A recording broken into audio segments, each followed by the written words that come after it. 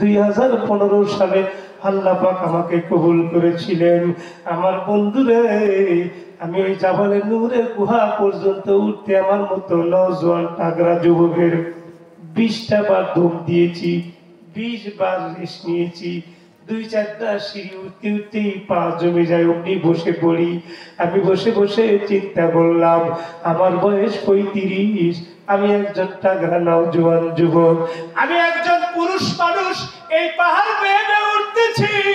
Saudi সরকার পাহাড়ের সিঁড়ি বানা দিয়েছে, বসার মতো সাইডে ব্রাঞ্চি বানা দিয়েছে। আর আল্লাহর বান্দি খাদিজা আজ থেকে 1500 বছর পূর্বে এই সিঁড়ি ছিল না, ওটার মতো কোনো ব্যবস্থা ছিল না। তাফসীরের মধ্যে পড়েছি খাদিজা একটা পাথর ধরত, আর একটা পাথরে বন্ধুরে পা রাখতেন, আর একটা পাথরের মধ্যে বন্ধুরে পা রাখতেন। হঠাৎ করে যখন খাদিজার পাটা পিছলে যেত, এই হাঁটু মোবারক যা পাথরের মধ্যে লাগতো, আমার বন্ধুর হাঁটু ফেটে ঠেনকি দিয়ে রক্ত পড়তো। গিয়ে দেখে গুহার মধ্যে আমার নবীজি আল্লাহ পাকের সঙ্গে ধ্যানে আছে। খাদিজা কোনো সাউন্ড করে নাই, গলার আওয়াজ দেয় নাই, বুঝাইতে চাই নাই নবীজি আপনি খানা নিয়ে আপনি দরবারে এসেছি। খাদিজা বলে আমি নবীর পিছনে চুপচাপ বসে থেকেছি, নবীজি যখন ধ্যান ভেঙে গেছে গো, পিছনের দিকে তাকা দেখে আমি খানা নিয়ে গেছি। নবী আমার ঘুরে বসে গায়ে, খাদিজা আসছো? নবীজি আমার পায়ের দিকে তাকা বলে, খাদিজা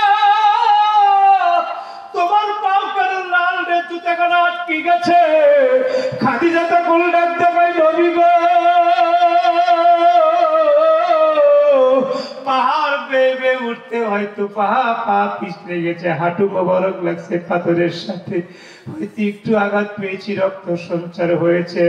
আমি মালিকের কাছে বলবো রব্বুল আলামিন তোমার বন্ধুর প্রতিদিন খানা পৌঁছাইতে আমার রক্ত সঞ্চার হয়েছে। জীবনে খাদিজার কোনো আমল যদি কবুল না করো আল্লাহ, আমার এই রক্তের বিনিময়ে আল্লাহ তুমি আমারে মাফ করে দাও।